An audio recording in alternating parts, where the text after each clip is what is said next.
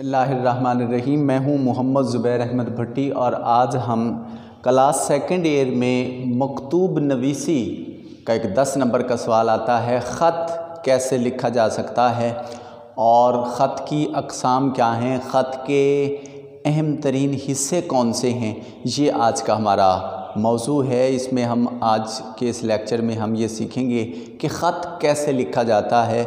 10 number का ये part second में सवाल आता है और इसको ग़ालिबन 9th क्लास में भी जो है वो ख़तूत नवीसी का सवाल आता है और यही तरीक़ाकार आप वहाँ जो 9th के स्टूडेंट हैं वो इसको अप्लाई कर सकते हैं। ख़त की बेसिक 3 अक़साम हैं। बुनियादी तौर पर ख़त 3 तरह का होता है। या तो ख़त निजी और ज़ाती ज़रूरत के तहत लिखा जाएगा, या ख़त अमूमी तौर पर होगा, या फिर सरकारी जो ख़तूत होते हैं। ये 3 अक़साम हैं ख़त की और तीनों अक़साम की तहरीर में 5 अज्ज़ा होते हैं ख़त के, जिसको हमें अपने उस मख़सूस सवाल में ये 5 चीज़ें ख़त के 5 हिस्से हमें वाज़े करके बताने होते हैं। पहला हिस्सा जो है ख़त के अज्ज़ा में से वो है पेशानी। पेशानी में 2 चीज़ें जो हैं वो ज़िक्र की जाती हैं। एक, जिसको जो ख़त लिख रहा है वो मकतूब निगार वो अपना एड्रेस वो अपना पता लिखेगा, और दूसरी चीज़ तारीख़ है।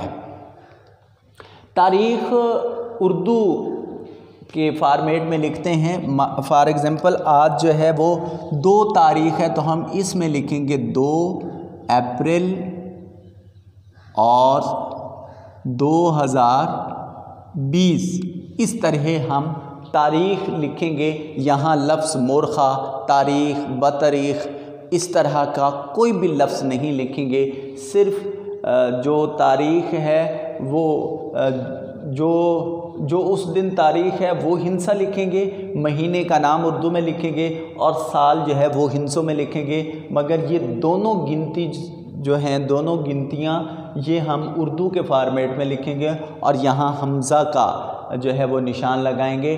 पता की जगह हम इम्तिहानी मरकज़ लिखेंगे। बच्चे कमरा इम्तिहान लिख देते हैं, आजकल ये दुरुस्त तसव्वुर नहीं किया जाता। इम्तिहानी मरकज़ ये लिखा जाना चाहिए। ये 2 चीज़ें होगी और एक ये दोनों चीज़ों पर मुश्तमिल एक चीज़ हुई जिसे हम ख़त के अज्ज़ा में पेशानी या ख़त का जो है वो सर वर्क तसल जो है वो उसको कहते हैं। दूसरी चीज़ जो है वो है अलक़ाब। जिसको आप ख़त लिख रहे हैं वो जो मकतूब इलैह है, जिसकी तरफ ख़त लिखा जा रहा है, उसके अलक़ाब हमने लिखने हैं। 3 तरह के ख़त हैं। आप निजी या ज़ाती ख़तूत वो होते हैं जो हम आपस में रिश्तेदारों को ख़त लिखे जाते हैं, करीबी दोस्तों को जो ख़त लिखे जाते हैं वो निजी या ज़ाती ख़तूत कहलाते हैं। जो अमूमी ख़त हैं वो हम किसी अखबार मुदीर के नाम लिख रहे हैं या किसी और इस तरह के मामले के लिए कोई ख़त लिख रहे हैं तो उसको हम अमूमी ख़त कहते हैं। और जब हम किसी सरकारी दफ्तर में की तरफ ख़त लिख रहे हैं, उनको अपना मसला बताना है या उनसे कोई बात पूछनी है, तो उस वक्त ये सरकारी ख़तूत कहलाते हैं। आम निजी या ज़ाती ख़त है आप यहाँ लिख सकते हैं प्यारे। इसके बाद जिसको भी आपने ख़त लिखना है उस हवाले से उसका कोई ना कोई लक़ब आप लिखेंगे, उसके बाद ये अलामत लगाएंगे। अगर आप अमूमी ख़त लिखने जा रहे हैं, किसी मुदीर के नाम लिखने जा रहे हैं, तो फिर उसका फॉर्मेट आपका ये होगा मुदीर मुकर्रम, फिर आप कॉमा लगाएंगे और रोज़नामा या हफ्तनामा है या जो है सिमाही है या जो भी है वो लिख के, उसके बाद जो उस रिसाले का या अखबार का जो है वो बड़ा उसको उसका जो नेम है उसको आपने इन्वर्टेड कॉमास में लिखना है। इसी तरह बख़िदमत जो है वो चेयरमैन या जो बख़िदमत उनका बड़ा है ओहदा जो है वो लिखने के बाद आप महकमे का नाम वो इन्वर्टेड कॉमास में लिखेंगे। तीसरी चीज़ जो ख़त के अज्ज़ा में है वो है आदाब। आदाब में अस्सलामु अलैकुम लिखा जाता है। इसमें ये बात गौर तलब है कि ये अस्सलाम जो है अल सलाम लिखा जाता है, यहाँ वाव नहीं लिखी जाती। ये मीम के ऊपर पेश है जो अक्सर बच्चे इसको वाव बना देते हैं। इसके बाद ये अलामत इस्तेमाल की जाती है, यहाँ कुछ नहीं लिखना और इससे नीचे ये अलैकुम के नीचे से आपने अपनी बात शुरू करनी है। चौथी चीज़ है नफ्स मज़मून। ख़त आप जिस मौजू पर लिखने जा रहे हैं वो आपका नफ्स मज़मून कहलाएगा। आपने बात शुरू कर दी है बड़ी तकनीक के साथ, बरह रास्त अपने नफ्स मज़मून पर नहीं आना, थोड़ी सी उससे पहले कुछ इब्तदाई जुमले आप लिख सकते हैं। इब्तदाई कलिमात में ये देखिए, आप ये लिख सकते हैं अल्लाह रब्बुल इज़्ज़त का करम है, आप खैरियत से हैं, ये जुमला लिखिए और उसके बाद आप अपनी बात शुरू कर दें। कई दिन हुए आपने खैरियत से आगाह नहीं किया।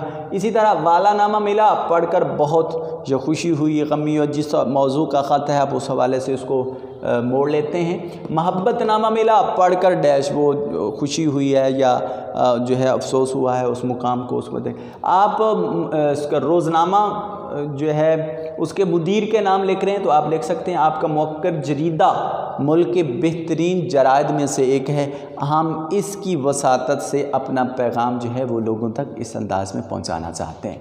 फिर आप नफ्स मज़मून को 3 हिस्सों में तकसीम करेंगे। इब्तदा होगी, जो इब्तदाई जुमले मैंने आपसे कहे इनमें से कोई एक जुमला लिख देना है। 3 से 4 पैराग्राफ में आपने वो बताना है ख़त लिखने का मकसद क्या था, किस तरह क्या हालात थे, और फिर आखिर पर आपको दुआया कलिमात पर अपने नफ्स मज़मून का इख्तिताम करना है, या इसी को ही ख़ात्मा या इख्तितामी ख़त भी कहा जाता है। इसके लिए आप ये इख्तितामी कलिमात लिख सकते हैं। आखिरी जुमला हो, मेरी दुआएं आपके साथ हैं, उम्मीद है आप मेरे ख़त का जवाब जल्दी देंगे, फ़लाँ को सलाम, फ़लाँ को प्यार, यानी जब आप निजी खतूत में लिख रहे हैं, उम्मीद है आप मेरी दरख्वास्त पर हमदर्दाना गौर करेंगे। जब आप सरकारी किसी शख्स को ख़त लिख रहे हैं तो ज़ाहिर है उस वक्त आप उस अफसर मजाज से यही कह सकते हैं कि उम्मीद है आप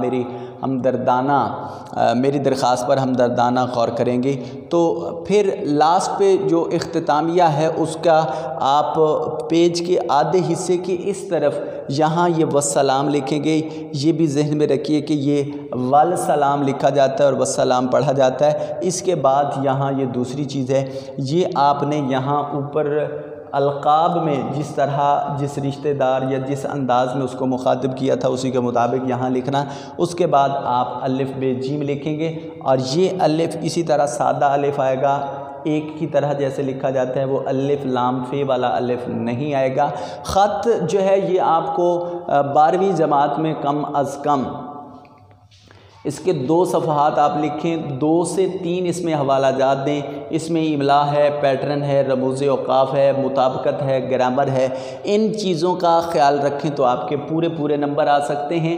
और इस अंदाज़ में अगर किसी बच्चे ने ख़त तहरीर किया है तो मार्किंग के दौरान उसको बहुत अच्छे नंबर मिल सकते हैं। देखिए यहाँ उन्वान में आपने ये लिखना है किस मौजू पर आप ख़त तहरीर कर रहे हैं। इम्तिहानी मरकज़ का आपको 1 नंबर दिया जाता है, यहाँ तारीख़ लिखने का आपको 1 नंबर दिया जाता है। आधा नंबर आपका ये अलक़ाब का है और आधा नंबर आपको अस्सलामु अलैकुम का दिया जाता है। 2 वो और आधा ये 3 नंबर हो गए। 1 नंबर आपको वस्सलाम का दिया जाता है, ये 3 और 1 4 नंबर हो गए। और नफ्स मज़मून आपका 6 नंबर पर मुश्तमिल होता है। यूँ ये नंबर इकट्ठे करके आप पूरे 10 नंबर हासिल कर सकते हैं।